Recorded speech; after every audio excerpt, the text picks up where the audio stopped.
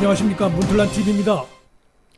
진보 성향의 여론조사 기관인 한국사회여론연구소의 최근 조사에서도 문재인의 국정수행에 대한 강한 비판적인 조사 결과가 나와 주목을 끕니다. 한국사회여론연구소 KSOI라고 줄여서 부르죠. 이곳은 집권 여당인 민주당이 야당 시절부터 깊은 관계를 맺어온 여론조사 기관이고, 또 최근 논란을 불러일으키고 있는 한일 갈등 사태가 내년 총선에서 더불어민주당에 유리하다는 여론조사를 실시한 곳도 바로 이곳입니다. 한마디로 더불어민주당은 물론 문재인 청와대와도 깊은 연관을 맺고 있는 여론조사 분석기관입니다. 그런데 이 기관이 지난 26일, 27일 양일간 문재인 국정수행과 관련한 여론조사를 실시했는데 집권 세력이 충격을 받을 만한 조사 결과가 나왔습니다. 우선 이 기관에서 문재인 국정수행에 대한 평가를 물은 결과 매우 잘하고 있다는 응답은 불과 17.6%에 불과한 것으로 나타났습니다. 100명 중에 17.6명만이 문재인이 아주 잘하고 있다고 응답한 것입니다. 열혈 지지층이 아닌 단순 지지자들은 언제든지 돌아설 수 있는 유동적 지지층입니다.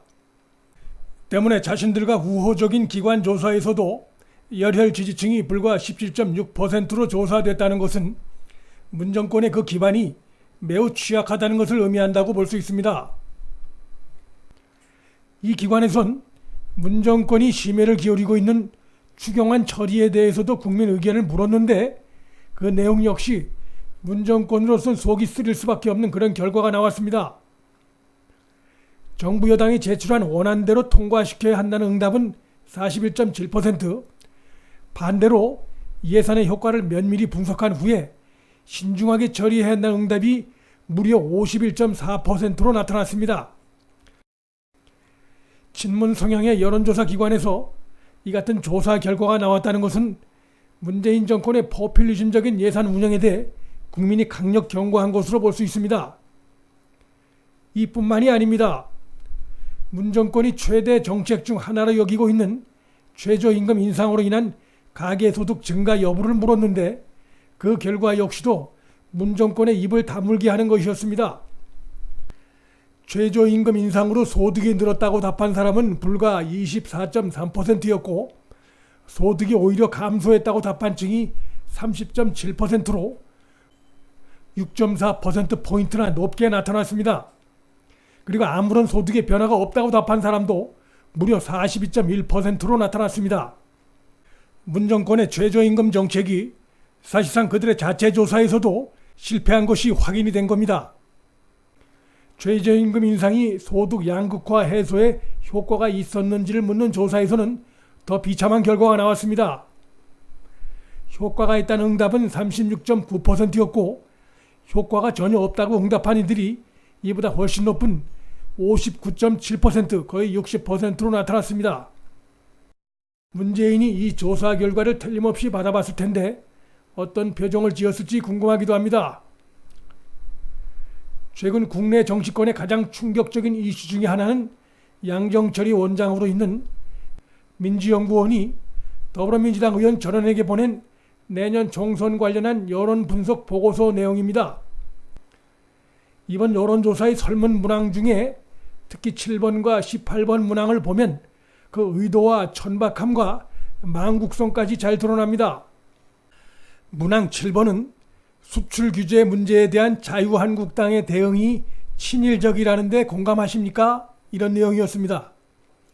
또 문항 18번은 일본의 수출 규제에 대한 여야 대응 방식 차이가 내년 선거에 어떤 영향을 미칠 것으로 생각하십니까? 라는 내용이었습니다. 국정에 책임지는 집권 세력의 자세라고 보기 어려운 오로지 선거 공학에만 매몰되어 있는 여론조사입니다. 보고서의 근거가 된 여론조사를 담당했던 기관도 바로 앞서 말씀드린 한국사회여론연구소입니다. 이러한 여론조사 문항을 보면 이번 여론조사가 한국사회여론연구소 말처럼 자체 조사가 맞는지 의심이 듭니다. 결국 이번 여론조사엔 집권 세력의 의도가 다분히 포함됐다고 보는 것이 상식일 겁니다. 이번 여론조사 설문 문항을 구체적으로 살펴보니 한 가지 이상한 점이 발견됩니다. 그 설문 문항을 보면 정당과 관련된 문항은 극히 일부분이고 주로 문정권 국정수행 평가와 관련된 것들이었습니다. 최근 더불어민주당 홍익표 수석 대변인이 당은 이번 여론조사에 개입하지 않았다고 밝힌 바 있지요. 물론 더불어민주당의 이 같은 해명은 거짓말입니다. 민주연구원이 어디 당과 무관한 외부기관입니까? 당에 소속돼 긴밀히 소통하는 하부기관이자 당의 전략수립기관입니다. 그러나 한편으로 더불어민주당 홍익표 수석 대변인이 당에서 작성을 지시한 바 없고 논의한 적이 없다고 한 발언은 한국사회여론연구소 조사에 청와대 입김이 작용했음을 시사한다고 볼 수 있습니다. 만일 이것이 사실이라면 국가 경제와 안보 위기 수습에 진력해야 할 청와대가 배후에서 더러운 여론 정치 공작을 벌이고 있었다는 얘기가 됩니다. 한국사회여론연구소는 여론조사 내용을 중앙선관위 중앙여론조사심의위원회에 제출하면서 문제의 7번과 18번 문항은 빼고 제출했고 민주연구원은 소속 의원들에게 이 비공개된 내용을 포함시켜 돌리며 조언을 하면서 대비를 지켜줄 것을 요청하는 상호 짜고 치는 듯한 이중적 행태를 저질렀습니다. 이것은 도둑이 재발절인 행태가 아닐 수 없습니다. 자신들의 행위가 떳떳하고 맞다면 왜 중앙선관위에 비공개했겠습니까? 이번 민주연구원 비밀보고서 사태는 국가경제사범에 준하는 사태이기도 합니다. 나라의 위기를 조장해 권력을 잡으려는 것은 공산당들의 전형적인 수수입니다. 결국 문정권이 좌파 정권임을 이번에 또다시 드러낸 것입니다. 나라 위기를 책임지고 신속히 수습할 생각은 않고 이번 사태를 총선에 어떻게 이용할지 고민하는 행태는 과거 남로당과 같은 공산당 행태나 다름없는 것입니다.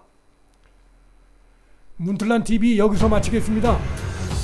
좋아요와 구독 버튼을 눌러주시면 방송 제작에 큰 힘이 됩니다. 시청해주셔서 감사합니다.